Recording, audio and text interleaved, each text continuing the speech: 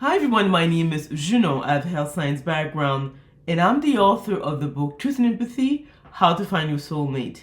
And I'll put a link to my book below. This video is about which MBTI personality types are the least romantically compatible. I read online and meet people in real life who debate whether anyone can be romantically compatible with another person if they make any compromises. I would argue otherwise, and we're going to be looking at it from the lens of either if the person is right brain or left brain dominant, but also it has to do with their subtle energy, so their dominant brain waves. If we look at the 16 MBTI personality types, they can be grouped into four main ones.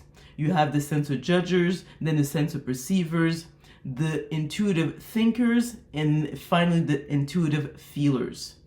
Each major group has a particular brainwave dominance and emits a particular energy. Sensor judgers have the fastest dominant brain waves. It is between 15 and 16 cycles per second, and they have the lowest energy of all the personality types. Followed by the sensor perceivers, in their brainwave dominance in between 12 to 14 cycles per second, followed by intuitive thinkers that their brainwave dominance is 11 cycles per second or slower, so it's either alpha or slow alpha. Finally, the intuitive feelers, their brain dominance is 11 cycles per second or slower, but in the case of the INFJ, it actually goes below 6 cycles per second, so it can go down to maybe 3 cycles per second, slower in some cases. So in other words, the slower the person's dominant brainwaves, the more positive their energy. So many people think that you can mix and match just about anyone, but a person who has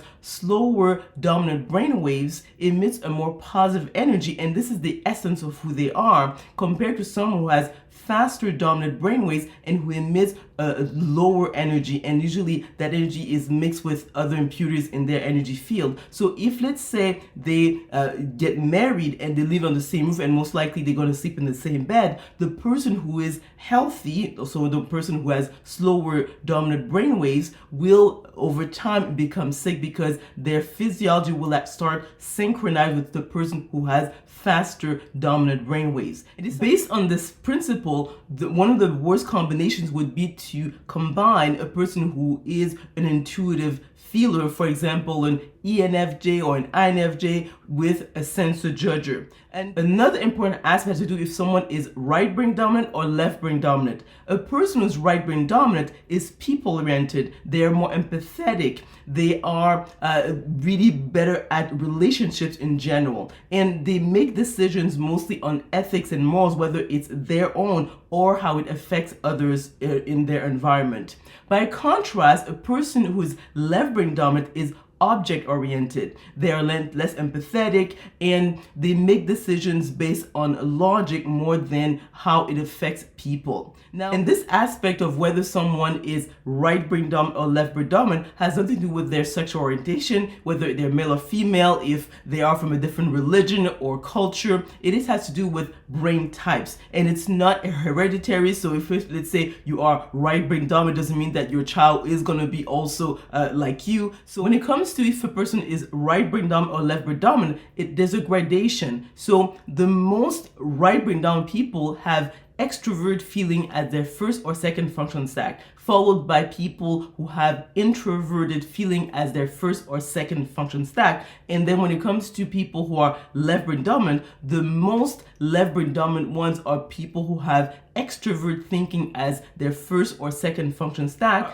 People who have introverted thinking as their first or second function stack, for example, an INTP, is less left brain dominant than someone who is, for example, an ENTJ. So again, there are degrees of how left brain dominant the person is, and the person who is at that extreme is less competent when it comes to relationships in general. So based on these two principles of the person's core energy, which has to do with the dominant brainwaves, and whether a person is very left brain dominant or very right brain dominant. So if we combine these two elements, the least compatible pairing would be to put, let's say, an ENFJ and an INFJ combined with an ISTJ or an ESTJ, because of the fact that their energies are in opposite ends, and one is very right brain dominant, so with the INFJ for example, whereas someone like a ESTJ would be at the other extreme. So if they were to mate, that would really cause a lot of problem, most likely for the person who is right brain dominant and has the best energy. So